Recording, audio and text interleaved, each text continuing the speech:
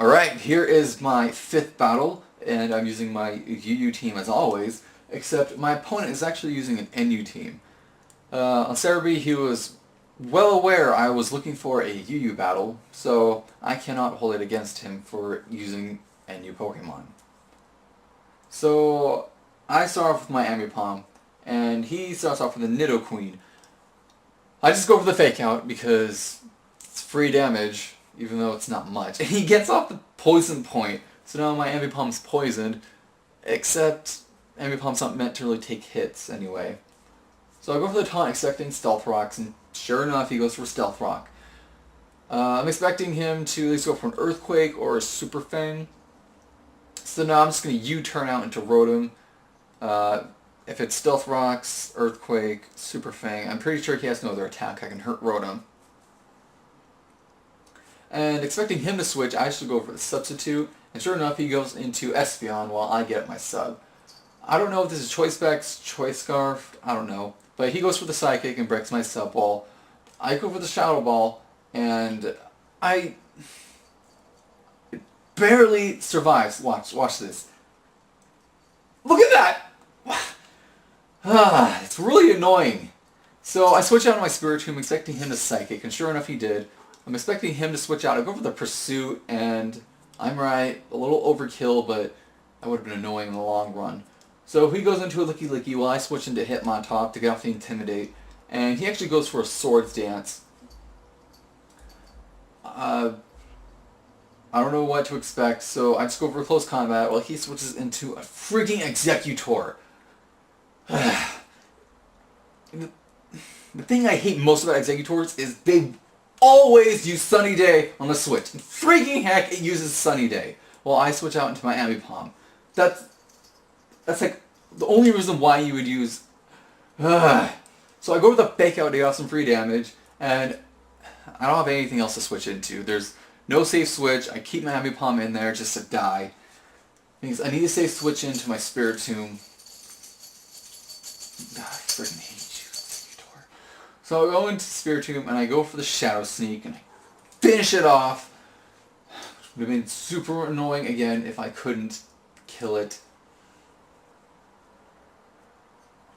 Yeah, Sunlight's still up. So he goes into a Ampharos, and I'm expecting him to go for an attack, probably electric. But no, it's a double screener Ampharos. That's like the most hated type of Ampharos. Yes, I hate all my opponent's Pokemon.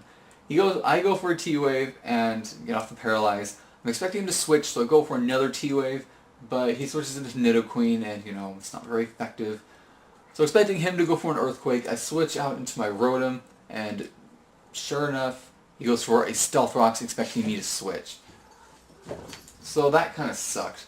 And now, silly me, I go for the Substitute when I kind of forgot that Nidoqueen has Roar. But thankfully, I switch onto my Hitmontop, and I can just go for a Rapid Spin. Not only that, I got the Intimidate, so most likely he's going to switch if all he has is Earthquake. So he goes into a Quagsire while I just go for the Rapid Spin. And besides, it was important to go for the Rapid Spin because I don't want my Swellow getting any damage. So I go into Spiritomb and he goes for a Toxic. Yeah, it's not that good of a play, but there's a reason because right now I just go for the Trick and I give him a Choice Band. He locks himself in Ice Punch and that didn't even deal that much damage. That's like, what, less than a sixth?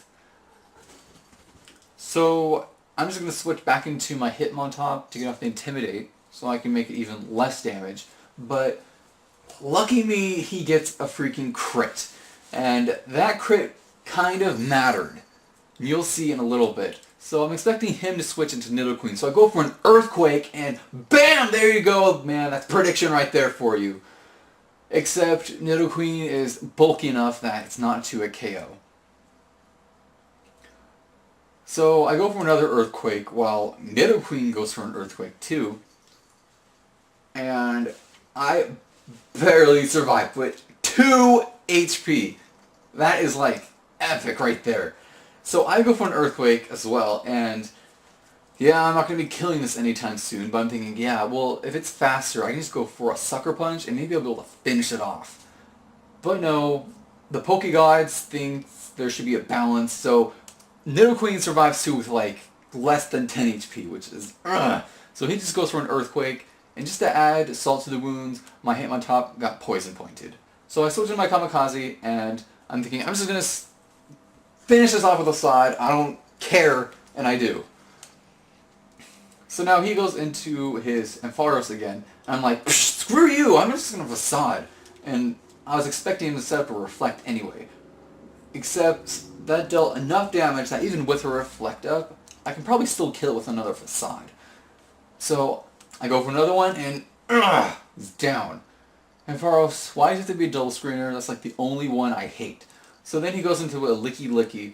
I U-turn out because I'm pretty sure it's going to set Swords Dance. And I actually go into my Rotom because I'm expecting him to either only have Earthquake, Return, and another attack that I don't know yet. So I subbed down to see what he's going to do, and he actually has Zen Headbutt. So at this point, I can just pain split all that HP from that Licky Licky. And watch this. Red HP all the way back to almost full HP. That's... I love it. I love this Rotom. So I cut its HP in half. Well, it goes for Zen Headbutt. I wasn't expecting to survive, but I actually do. And I'm in red health again. It's like, what do you think I'm doing? I'm going to pain split again. Although I guess the better play would have been to have switched into my Spiritomb to take the Zen Headbutt. But, you know, I was in love with my Rotom too much to have switched out. I was like, oh, I love pain split. So I go into my Lantern, and I'm like, I'm pretty sure he doesn't have anything else. So I go over the T-Wave, and oh yeah, it has the Earthquake. Sorry, Lantern. Kind of just got death watered right there. Yeah, that wasn't really the best play. So I'm just going to go into my Swellow, and I'm actually expecting him to go for either a Return or a Zen Headbutt. And this is actually a pretty good combo going here because if I predict him well enough, I can just keep switching back and forth because only Earthquake can hurt Spiritomb, but it doesn't hurt Swellow, and vice versa with Return and Zen Headbutt. So I'm just stalling it out, and sure enough, the Reflect is down. So I'm just going to go for this Facade now and finish it off. Yeah, that's a dead Licky Licky. So he goes out into his last Pokemon, Quagsire, and just going for the Facade again. No reason not to. And he goes for an Ice Punch, which he is now locked into.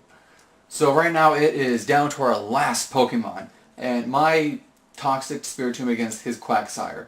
I go for the Sucker Punch, and that looks like a 2-hit KO. If I can survive this, and I do because, you know, I only dealt like less than a 1/6 before, or less than a 1/3. And I go for another Sucker Punch, and just for the overkill, I get a crit, which did not matter, I assure you. So, good game, random Cerebi person. This just shows that even, you know, all Pokemon have their use. Yeah, don't forget to subscribe, rate, comment, and all that goodness.